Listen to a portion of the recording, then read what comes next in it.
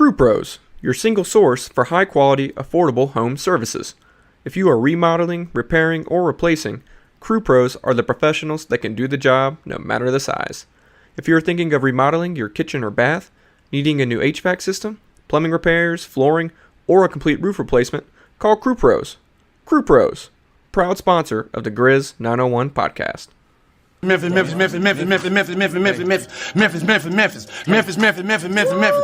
Memphis. Everywhere we go, it's Memphis. Memphis, Tennessee, the beautiful land in the world.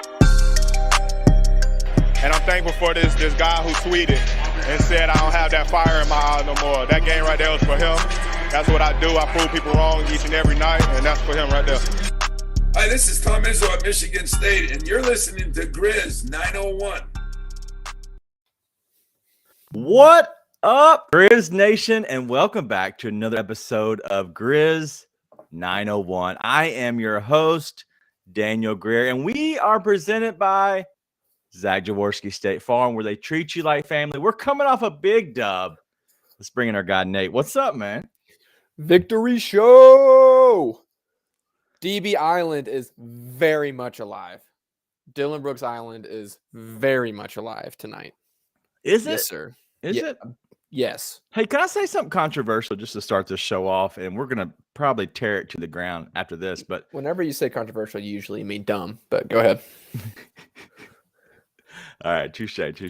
I will say that before that Dylan Brooks block and before the defense that he showed, I was ready to say, where has Dylan Brooks gone? Where has he gone? Like, because literally, like, where has he been? Like, he's got 8 points. Like, there's not much to say. Like, after the game, they put 8 points, whatever he shot, whatever, and then 1 block. And they did that on Bally's because that's important. And you know what? Maybe that's his role now.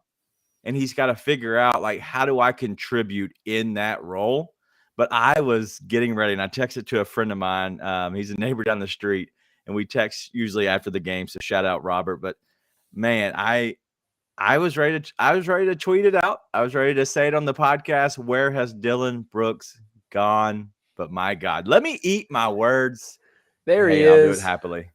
There he is. Yeah, I mean, listen, he's going through a rough stretch offensively. There's no doubt about it. Yeah. But at the end of the day, he's still like, there was 1 3 he put up. And I was like, oh, need it. And it didn't go in. And I was genuinely surprised when it didn't go in. Right. And that's the thing about Dylan right now is he's taking shots you want him to take.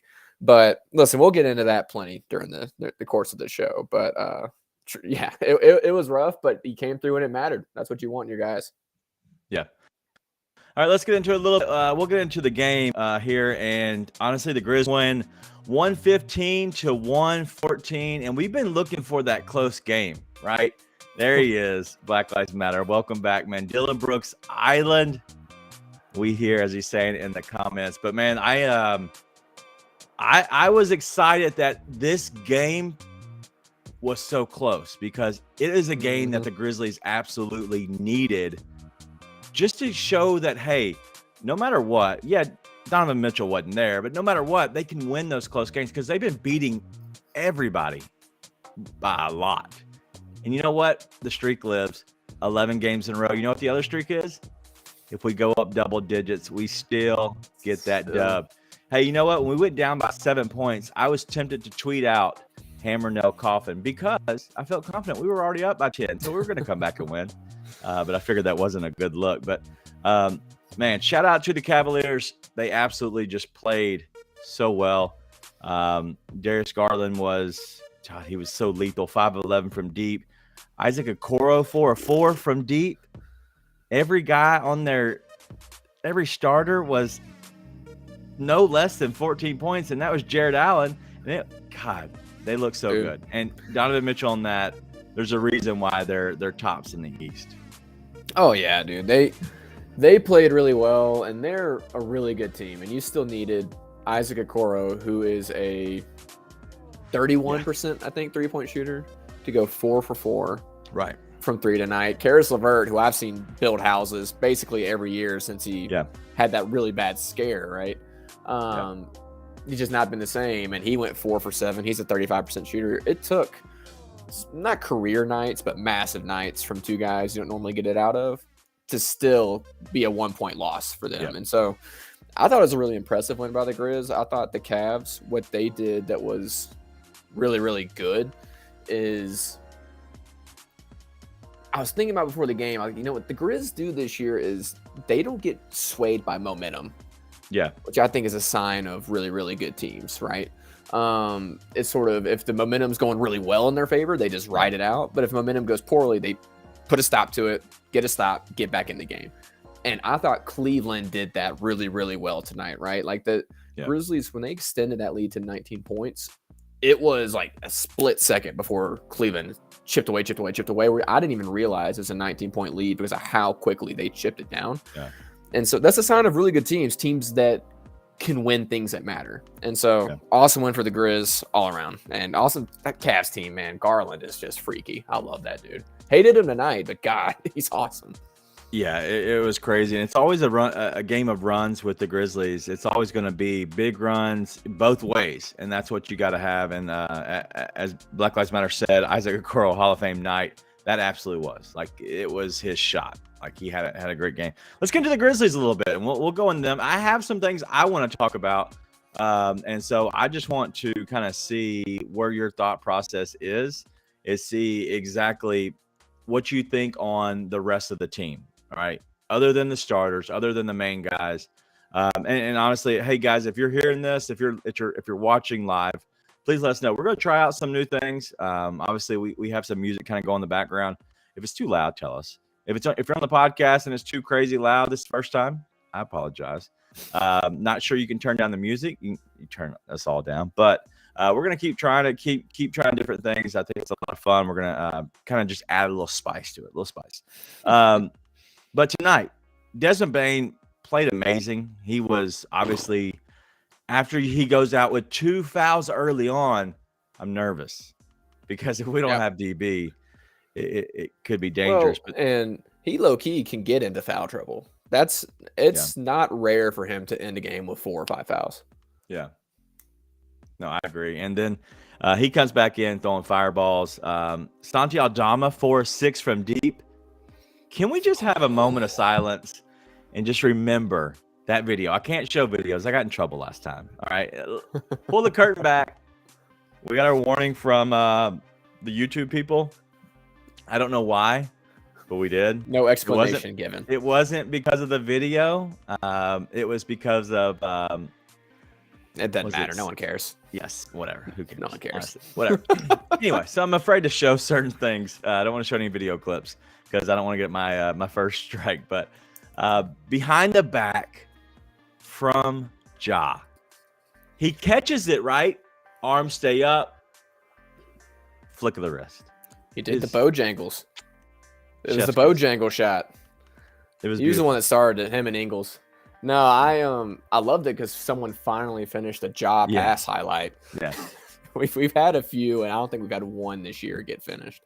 So it was good to see that. But listen, that's another really encouraging thing about the team is somebody finally stepped up that was not one of the normal guys, right?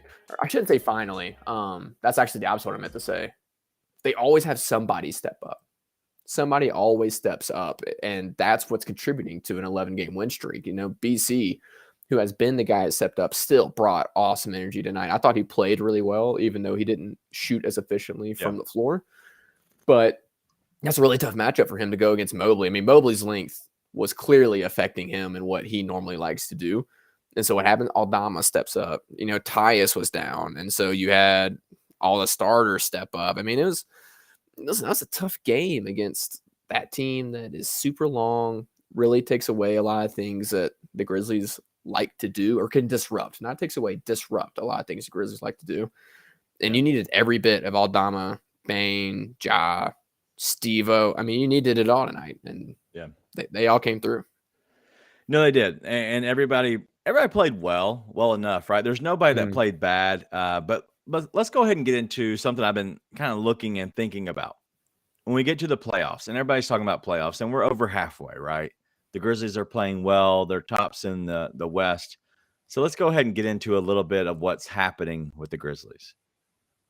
I'm looking at this lineup that they're throwing out. And a lot of people have been all over John Konchar's head. Okay, he played 13 minutes in a regular season game. Okay, you know what happens those 13 minutes in the playoffs? They go away. Okay, so let's just do away with that. And if he does play, it's 8 minutes, right? It's 6 minutes. It's not much. It's gonna be less and less minutes, except for games that are early on in a series. Like, that's just the truth. And honestly, will it be his? Probably not. I think it's going to go to Roddy. But in that sense, does those 8 to 12 minutes matter? No. I want to look at the 3 guys that I think are going to contribute. And I say 3 because I'm not sure about the other ones. And let's talk about it real quick. If you had to give me 3 guys other than our 5 starters, because eight guys, important games. We're not talking about game 1. We're not talking about game 2. We're talking about games 5, 6, 7 in a series. Really important games, must-win games. You're talking about an 8-guy lineup that you might go to. What 3 are you running off that bench? Tyus, Clark, Aldama. Wow. I can't believe we're on the same page. I cannot believe it. I mean, the play's been speaking for itself lately, right? I mean, Zaire has his moments, but he's an emergency option at best right now. That's it. And Aldama's given you consistently good to great minutes all season. I think he had like a 2 or 3 rough game patch during this win streak. Other than that, he's been money. He's been money. You can't ask for more from him. Aldama's been amazing. I'm not going to lie. Like, I liked Aldama. I thought he was okay. I thought the thought of him was better than the actual results of him, right? So everybody thinks of him being this guy. And, hey, shout out to people that might have seen it. I don't know if any of us have seen this. But just to think that what this could be for years to come, let's say we slide Steve-O back to the bench in 3 or 4 years. We have a lineup of Jaren and Santi. That's beautiful. I love that. And then you actually have really the hard hitter, the big Kiwi coming off the bench. Dude, shout out Steve-O. Give me that all day. All right. So I want to talk about that though. I don't want to move on from that yet because I think it's something we have to talk about with the Roddy Konchar stuff. We said a long time ago that's going to be a conversation, or I said a long time it's going to be a conversation. Then we talked on it for a minute. I think that was the midnight show, so we were both a little delirious. But listen, I've understood. We've been on the same page the whole time about why they won't play Roddy over Konchar. We've never disagreed on that. I think if you're sticking with your same thinking, we're about to disagree on whether or not it's time to shift that mindset. And the reason being, so you look at the numbers, Roddy is doing everything better as of late than Konchar is out there supposedly supposed to be giving you, whether it's 3-point percentage, on the same volume, rebounding, whatever it is. And then everything else he does better. He just does. Konchar is there for rebounding and to knock down open shots. He's not doing either right now. Yeah. Roddy is doing enough rebounding, knocking down enough open shots, but then he gives you more variety. He can take guys off the dribble. He's able to hit some stuff in the mid-range. He's able to use his body and work in the post a little bit. That's the kind of stuff that, you don't want to be relying on Roddy when it comes playoff time. It's also the kind of thing that can give you a spark off the bench in the playoffs. Nothing else is working. And I don't see John Konchar doing that. I just don't. I don't see him. He is there to be able to do sort of the role player bare minimum, whereas Roddy can give you more. And at this point, every time he's out there, he's proven it, right? So it's, again, we've been on the same page about why they're not giving those minutes. It's hard to take Konchar out of the rotation. Much harder to do that than it is to take Roddy out of the rotation or even Z out of the rotation. But it's reaching a point where Roddy's play, I don't know how you keep him off the court, especially if Konchar's got to get minutes over him. I just don't know. I think it's time. I think it's time, personally. Before I answer, and give you my take on that. Were you surprised today? Because I was kind of surprised when I saw the Grizzlies PR tweet that came out and said David Roddy transferred down to the hustle for today. And I'm like, hey, we have a game today. Were you surprised? For a half second. And then I remembered Conchar was going to be coming back. And I wasn't surprised because the Grizzlies' mode of operation is if a guy isn't playing, get him minutes with the hustle. That's just the way they go as long as somebody's a young player. And so I wasn't that surprised after like the initial, what the heck? And then I was like, oh yeah, that's what they're going to do. And it was clear what they were doing, right? Contrar's back. He's in the rotation. Roddy's not going to get minutes. Keep him in a rhythm. I think I sent out a text. I was like, keeping Conchar's trade value up so that, and keeping Roddy in the groove at the same time. But I wasn't super surprised.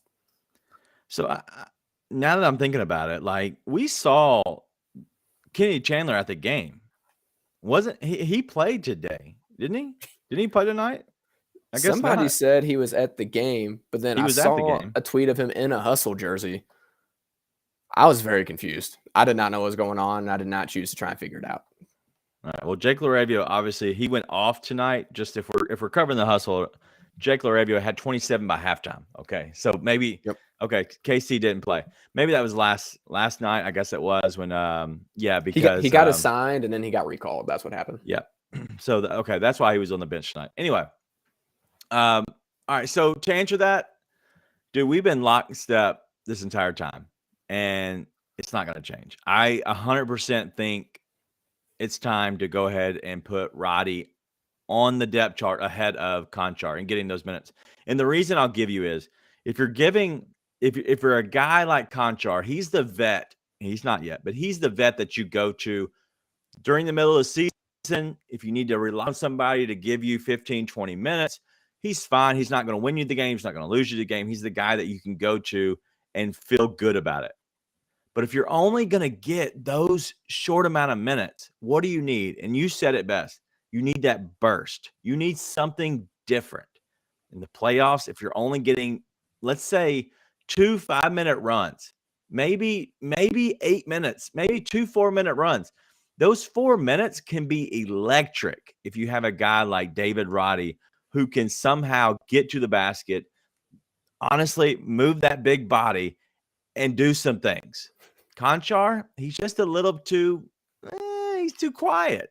He's just too quiet. To use you and Ryan's lingo, he's got some wiggle to him. He's got some wiggle. He can move them hips, baby. He can move the hips. David Roddy, 21 tonight, 4 boards. The rebounding is the issue. Obviously, I think personally, I think that's why he's not getting as much play is because he's not able to rebound as well. But that's nitpicking. He can get rebounds just as well as Conchar, and he's starting to be confident in being able to do it. Well, he probably hadn't had a 30 17 rebound game yet, but he probably played 30 minutes tonight, 4 boards. Conchar played 13 with 4 boards in the NBA. Yeah, I'm just saying, we just got to get it. We just got to get it to start rebounding a little bit better. All right, so I do want to move on from that, but I think that we're on the same page. I think Zaire's kind of taking a little bit of the quiet step back, but in all honesty, there's so many directions that this team can go. I'm not too worried about it because I do think that they're going to make some kind of a move at the trade deadline, and I don't want to talk about that too much because there's so many people talking about trades and whatnot. Until something happens, until there's a little bit of smoke, I don't know how much we can get in depth. We can talk about a trade they shouldn't make. You want to do that? Yeah, let's talk about it. Get this OG Anunoby trade crap out of my face, dude. It's everywhere, and every time Dylan's included. And listen, if you're going to make the OG trade, Dylan has to be included. It does not work without him. I, for the life of me, don't understand why people are still on that train. It doesn't make any sense to me. And there's a lot of reasons to it, but here are the main ones. You're getting fired up. Well, because it's insanity to me. Because the same people who are talking about it are talking about we can't extend Dylan because we can't afford him. What do you think is going to happen with OG Anunoby? You think you're going to get him for cheaper than Dylan Brooks? No. You know why? Because OG is the more talented player. You won't hear me saying he's not the more talented player. But every single one of their numbers, I went and looked at their per games, their per 36, their advanced stats before this. Every single one of them is comparable. One of them's a little bit better at this. One of them's a little bit better at that. You know what? Something Dylan's a little bit higher at for some people who are still hating Chris. Assist percentage. Assist percentage. But, you know, OG, somebody say he's a little bit more reliable from 2%, I think, on the dot. More reliable from 3 than Dylan. And you're going to be able to get Dylan cheaper. And I've been watching OG lately. Like I've said it, I think here before, I just treated myself to League Pass because things are going well. And I been watching the Raptors, trying to pay attention. And I watch OG, and the thing that he doesn't bring to the Raptors, and maybe it's just because it's the Raptors and it's not here. Listen, when things go well, I get a little braggadocious. I don't know what you want me to say. I can afford internet now. We have heating and air, so happy days. OG doesn't bring what you saw from Dylan at the end of the game, which is I'm going to just scream at you, your mother, the ref, the fans. You can get it. He can get it. You get a car. You get a car. You can get it. You can get it. You can get it. Dylan brings that to the Grizz. And you need that. You need the guy who's a little bit insane. OG doesn't bring that. And everything else is about the same. And you're going to get Dylan for cheaper. You're going to get Dylan for cheaper. And you need that guy. That's why I'm on team pay Dylan. Because you're going to need that guy. Every team needs that guy. And they're really, really hard to find. But think about the teams that have it. The Celtics have it. The Bucks have it. The Warriors have it. The Grizz have it. Those are 4 of the top teams in the NBA. 4 of the teams that you would say could win a title. Every single one of them has Crazy Eye Bobby Portis, Draymond Green, Dylan Brooks, right? They've all got somebody. You've got to have it. And at the end of the day, I don't know what you think OG Anunoby does better than Dylan that's worth paying him and sending assets to make it happen. Doesn't make any sense. So listen, DB, he's taking less shots. He was 4th tonight on the team in shots. He's doing everything you say you want him to do to fit on this team. Pay him. Pay him. And get out of here with the contract. You're like, oh, is it a contract year? Well, I mean, what do you want him to do? Is it like, don't do that? Keep playing, like jacking up crazy shots? He's not jacking up crazy shots. Be happy. He's awesome. He's awesome. He showed up when you need him. I'm done. Are you done? I think so. Something might pop in my head in a minute, so get going before I get going. So I got a question. How much is NBA League Pass these days? It was not expensive. Things aren't going that well. I think it's $50 for the half season. So things are going well. Leave me alone. It was a treat. Able to afford $50 extra. Hey man, I'm a high roller. Wow. All right. So if you're done, I'm going to go ahead and shut it down on that one. Just the topic here, but I do think that this form of Dylan, less shots Dylan, is the Dylan we need. I think it's going to take more time, though, honestly, to find his role, because he is not comfortable right now. Okay, and that is not in the bad way. Agreed. He's not comfortable at all. He can't find a rhythm on shooting. His passing's been okay. His rebounding's been better. His defense has always been, top notch. It's good because he's not allowing himself to get overworked and to get caught into stupid fouls and foul trouble. He's staying out of foul trouble, which is important. But he can't find his offensive rhythm because he doesn't know how much I should shoot. When should I take the shot? When should I pass it down? He doesn't know. But you know what? We have a lot of games left, a ton of games left for that. So I'm not worried about that too much, but I do think that that Dylan is looking to find that role. Mm-hmm. But the most important thing is when he goes into villain mode, and he absolutely was all over Garland tonight on that last possession, and he wanted to travel right after the game. Yeah, he had some words about a travel after the game if you're reading his lips. And one thing about that too, it was not a night where it was easy to be all over somebody. The whistle wasn't heavy, but you had no idea when that whistle was getting blown and when it wasn't tonight, right? I didn't think it was biased towards the Grizzlies, but there were just calls that you thought would obviously be made that weren't, and there were calls you thought would never be made that were. And so defense was hard to play tonight, and he found a way. When it mattered most, he found a way. Yeah, one thing I will say, though, with the Trey stuff is something I brought up today. that is possible. I don't know if it's going to work ever, but you could go get a guy who isn't happy in the role he's in. The team isn't happy with him, and I don't know how many people have talked about him, but Luke Kennard for the Clippers, he's a dead-eyed shooter. He is a very good shooter. He's getting paid way too much, but the Grizzlies could easily get him on his, I think it's $16 million, I think it is. They can afford that this year, and you can always get off of him if you need to. But he's a guy that you could bring off the bench and kind of, I guess, run him a little bit with the starters if need be.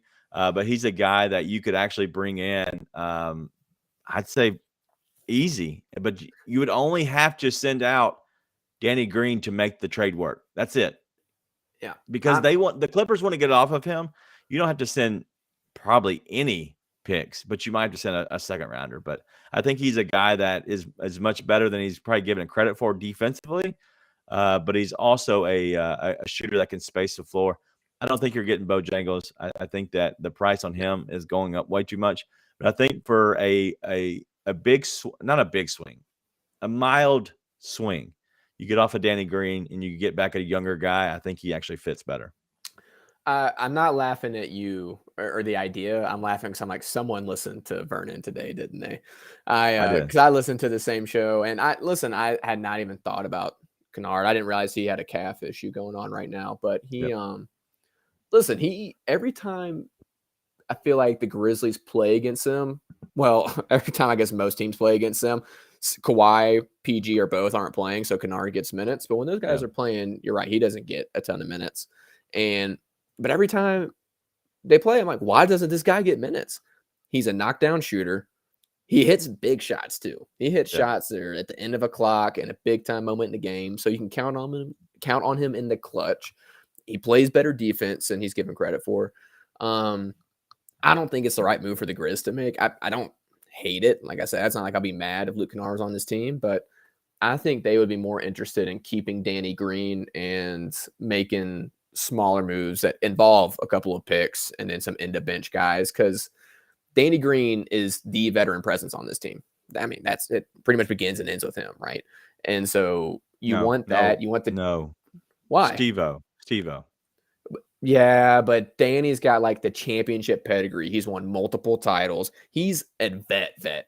Steve-O is a vet, but Steve-O, I think, does help this team in a way as a veteran. He doesn't bring like okay, guys, chill out, bring it in. Here's where we're going. In my mind, I could be completely wrong on that, but that's what I think.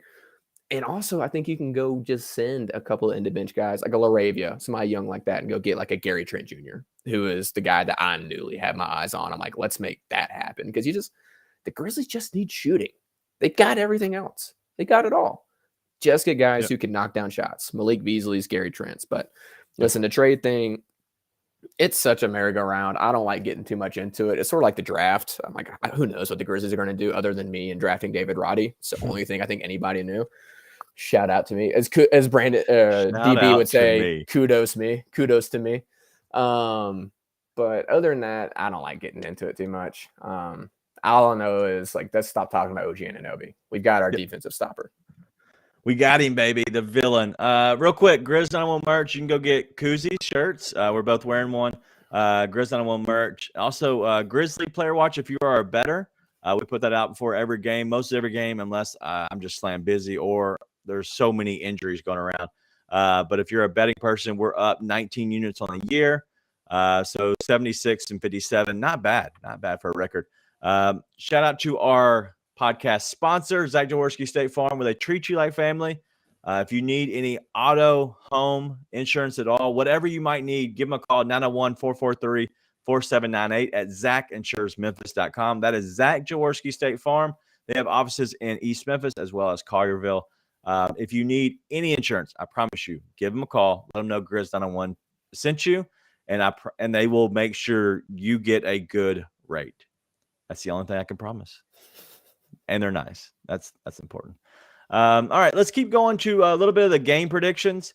And that's going to be, the first one is going to be the Lakers. So I know we're kind of moving on a little bit from that. Anything that you see, we're talking about an 11-game win streak. We're now going, is it the crypto arena? Crypto something? I think that sounds right. Crypto arena. Yeah, whatever. FTX, Stupid. Crypto. It's the only thing still standing from that whole debacle. Let me get your quick prediction. Do the Grizzlies get the franchise record 12 wins against a team like the Lakers? Yes.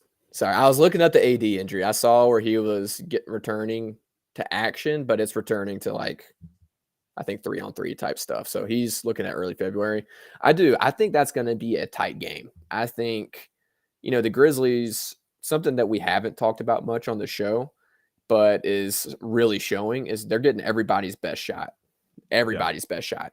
And you see that with like young, hungry teams for sure.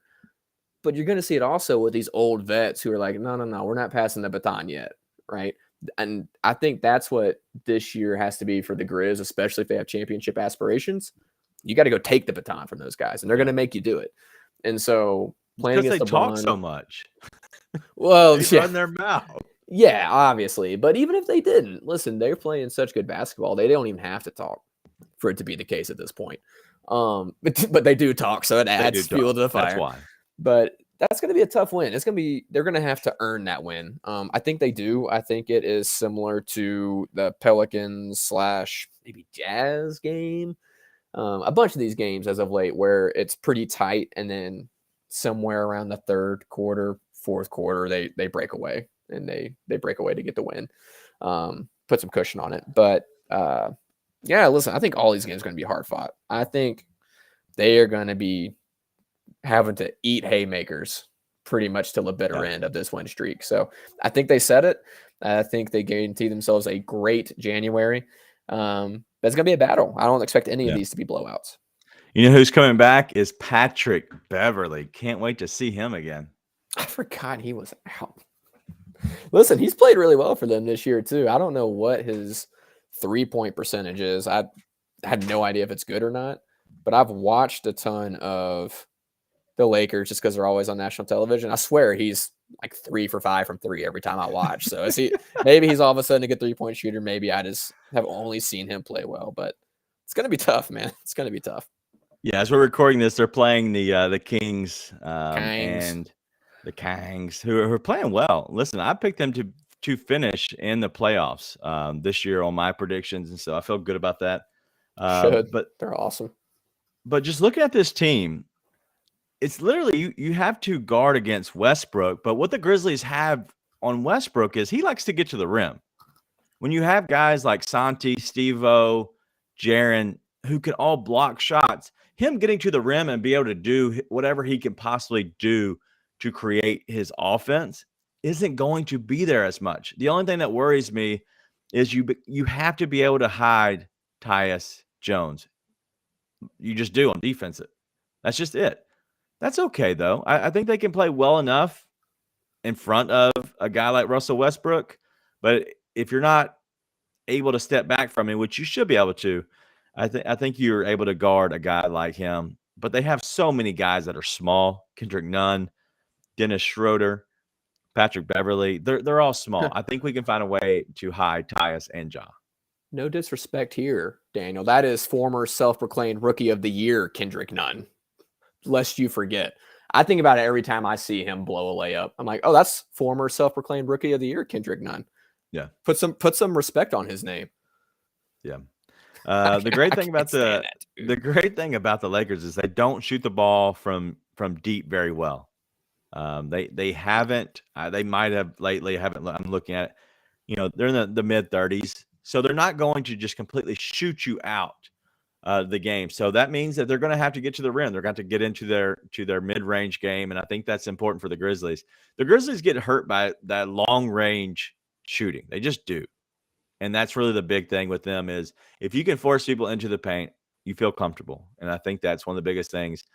I like the matchup with the Lakers. I think LeBron's awesome, but you know what? We have Dylan. And I'm not saying that Dylan cures all. Dylan takes away some guys' best player, or you know what? It allows the rest of the team to feel comfortable because that one guy has a lot of the work, and he's going to shoulder a lot of the work on the defensive end. And they're not going to run a lot of quick screens to get Dillon off the ball. I feel good against that. He's guarded bigger guys. I feel like Dillon, this is going to be a Dillon game that he's going to get a good matchup against LeBron. You know, I don't know how many years LeBron has left, but we're getting into, obviously, you know, the end of the career, whether it's, you know, a year, 2, 3 years, whatever. I don't know if he's going to play to 46 like Brady, but I feel good that Dillon's going to step up in a game like tonight or whatever night it is, Friday night. Yeah. Well, and it feels like a game where Dillon might get some shots off too and get more of an offensive rhythm. It's the type of team, like you said, smaller and a lot of stuff. Dillon is getting in the paint, driving, trying to make shots over some guys. And so I think it's a game where he could get back in an offensive rhythm too. But one thing I think will be important is Jaren. Obviously, there's been all the stuff about foul trouble with the Defensive Player of the Year discussion. And obviously, it came at a bit of a poor time when he gets in foul trouble tonight. But he still got 28 minutes in tonight. And you saw at the end of the game, what did he do? He was worried about fouling. And he stayed vertical. Yeah. He had Allen was desperately trying to foul him out of the game. I mean, it was a little embarrassing to watch. He's got to take some acting lessons from Kevin Love to try and get that stuff done. But there's stuff from Garland, whatever it is, he's staying vertical. That's all he has to do. And listen, Jaren got the screws taken to him on 2 of those calls tonight. The Kevin Love one and then the Darius Garland one were both, I mean, maybe the Garland one was a foul. It's not a foul that gets called very often in the NBA or shouldn't be, right? The other 3, though, were fouls that shouldn't happen. They just weren't. It was a check-in. It was a hand check on Garland on the perimeter. It was a 3-point foul shot. And then I can't remember what the other one was. Was it an offensive foul?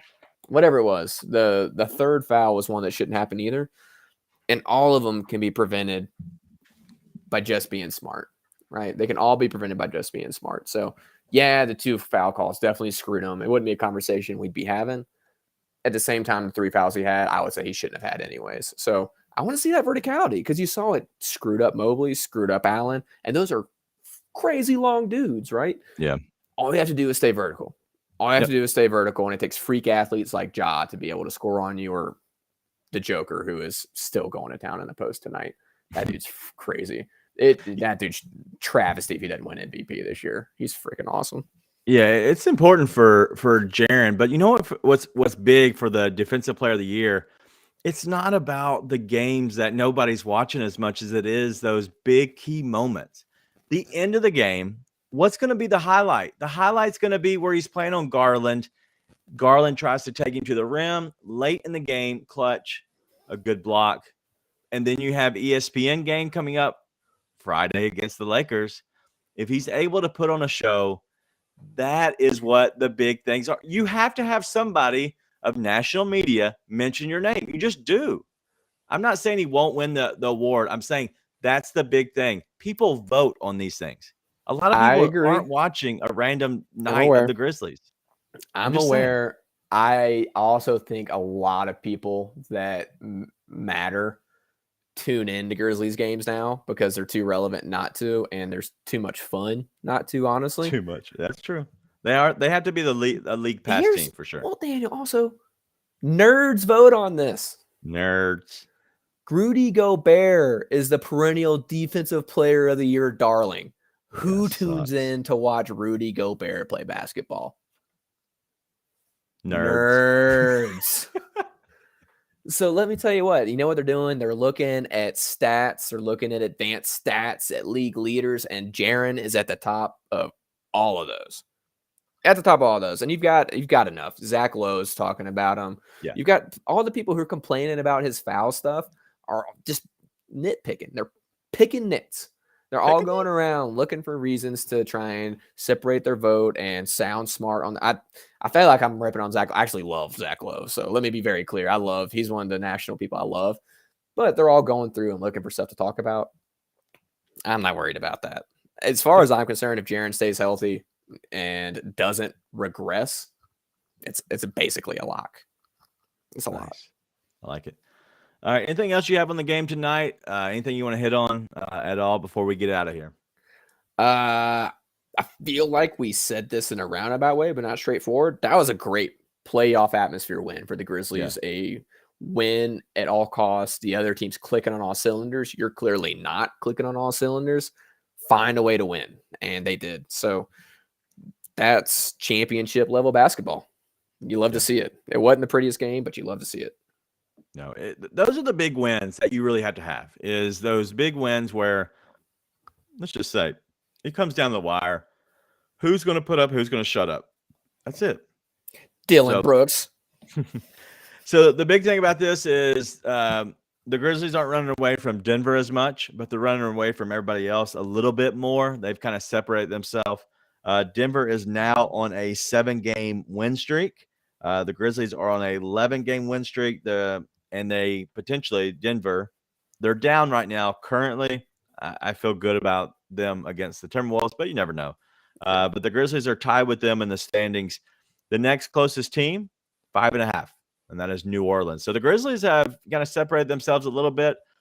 What this does is it allows that if there is a stretch of games where you kind of get maybe banged up a little bit, you have this West Coast trip, you start having some back-to-backs, you can take a loss or two and feel confident that we might go ahead and have a planned loss, such as you rest your big guys, you play your young guys, you take your planned loss, and you know what? If it happens and you catch a win, you catch a win. But you can actually do that and feel more comfortable when you're coming off an 11-game win streak. But hey, they're going to keep on going, and the way this young team has played, the way that the young guys, they're hungry. And so when they play, dude, there's no stopping, man. They're so deep that when they're able to play those young guys as well, especially those extended minutes, dude, they're still hard to beat. And now they're going down to the G League. They're going to be even hungrier because they're getting some PT down there. Yeah, you'll see Roddy get called back to this team for the road trip, and I wouldn't be surprised to see some staggered rest on this road trip. It feels like the right time. It's a longer road trip. I think it's 8 days, something like that, 5 games, 8 days, something like that. Road trip. You got the West Coast, and they'll obviously come back a little further east for the Wolves. But some of us are old enough to remember the scheduled loss against the Suns last year and how much fun that ended up being. Yeah. So, I would be amazed if they don't end up resting guys at some point on this road trip. Yeah, you have Friday to Friday, right? So you're going to go Lakers, Suns, Kings, and then so that's a Sunday, Monday. That Suns, Kings is a back-to-back with travel. And then you have Wednesday, which is going to be a fun one, obviously, against the Warriors. And then you're going to go all the way out to Minnesota to finish up the next Friday before you come home, and they have 1 day of rest, and then they play the Pacers. And so that's going to end your January. So I got a question. Any chance they can go undefeated in January? There's always a chance, brother. You're telling me there's a chance? There's always a chance, but if I'm taking my homer cap off, I don't see them getting off that West Coast swing without a loss. It's gonna be tough. I would be happy. I mean, if we're being honest, I would be happy for them to split that 3-3 West Coast swing. No, okay, 3-3. What are you talking about? 1, 2. I'm talking strictly the actual West Coast trip. Sorry, 2-2 on that actual West Coast swing, and then come back and get the win against the Wolves and against the Pacers. Okay. I think there's a little extra oomph on the Warriors game, but I think you need to pick two. I think they got the Warriors and the Lakers on national television. I think depending on how the first 2 games go, they'll sit some guys against the Suns or the Kings, I would guess. But they absolutely could. Okay. Listen, if they keep clicking like that, yeah. But like we said, I think they'll rest some guys. I think they'll get caught by somebody. Yeah. All I'm going to say right now is good luck, hustle, because the Grizzlies are going to keep their guys for this trip, okay? They're not going to give them up. Sorry, I apologize. If you're there, you're there. But I'm not sure that we're going to be flying, guys back and forth to Memphis from the West Coast. Maybe see some Vince Williams action, our own little Cam Johnson type of guy. Maybe him against the Suns. But that's pretty much it. The Grizzlies are very much clicking. What this says to me is, yes, they're playing great. What you're about to have is Taylor Jenkins is going to win Coach of the Month for sure. And so it's gonna be great. It's gonna have Taylor Jenkins Coach of the Month, just getting him ripe enough to win the Coach of the Year. And I got money on it, so I need it to happen, please. I'm a little pissy about him not being in the Coach of the Year conversation even a little bit at this point. I'm gonna be honest. Like, I'm not necessarily having him as a front runner, but the Grizzlies finished first in the West. If you're gonna give Monty the trophy last year, keep screwing it up and give Taylor the trophy this year. That's all I'm gonna say. No, they should, honestly, because they've made the biggest jump for the most part and been the most relevant. So I'd say give it to Taylor. He's deserved it. He's played very well. He's coached very well, as the team has played very well, especially in January. If you look at his numbers in January, I don't have on top of my head. He's really good. The Grizzlies are really good in January, which is awesome. Yep. All right. So I don't have anything else. It's been a great week. We will definitely, it'll be hit or miss on these trips. We do have something else up our sleeve. It's something to do with playback.tv. I'm not sure about it. It's a new software, something that we're learning about. You could watch the game as we're talking through the game. I don't like doing that because I love hearing Pete and Brevin, in all honesty. And so I don't know what we're going to do, but it might be something where these West Coast games, we try something different because it is later at night. This could be a little bit of more, we can rely a little bit more on Nate because he's an hour after us. So it might give us a better chance to maybe have him as well as somebody else on, give me a break on these West Coast games. But we'll definitely try to have something for you. The Kings game and the Warriors game, 100%. The Warriors, I will make sure we have a post-game show after the Warriors game, unless they beat us by 30. But if we don't get beat by 30, then we will have a post-game show after the Warriors game. Look for us on the Kings. And then who knows? We'll try to get more. If you want to see more of these, if you like these live kind of afterwards, if we need to get more creative and have more of these, I am completely down. We can split up, me and Nate, and kind of have our own shows where we kind of have our own little pod or group of people instead of just me and him. Maybe we both lead our own just separate games. And so kind of let us know if you want to hit us up in the comments in the YouTube, but also anywhere else on Grizz_lead over on Twitter, as well as hitting up me and Nate. I'm at Daniel Greer. He's at Grizz Homer. Feel free to give us a shout out and let us know. But shout out Steve-O, game-winning putback. Dylan the Villain, game-winning block. All-around great game out of a lot of the guys. Santi played a great game. Desmond Bain, he was the leading scorer for the Grizzlies tonight. He went out early, 0 points, 2 fouls. Great game, great bounce-back game out of him. So I don't have anything else. The main thing we want you to do is have fun, enjoy your time here. Give us a subscribe, rate, review us on podcasts, YouTube, whatever. But the most important thing is we always say, be nice and tell your friends.